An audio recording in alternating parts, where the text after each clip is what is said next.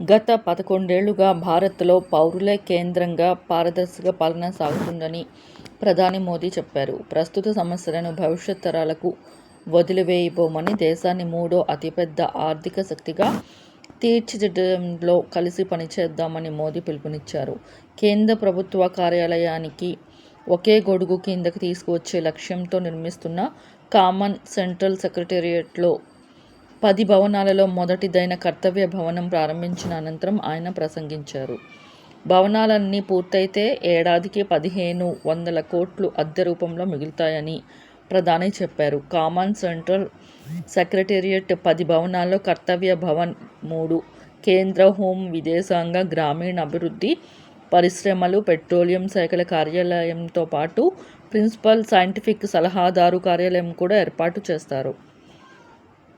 ఈ సమాచారాన్ని మీకు అందించిన వారు బడుగు శ్రీకాంత్ గారు, జిల్లా బీజేపీ కార్యకర్త.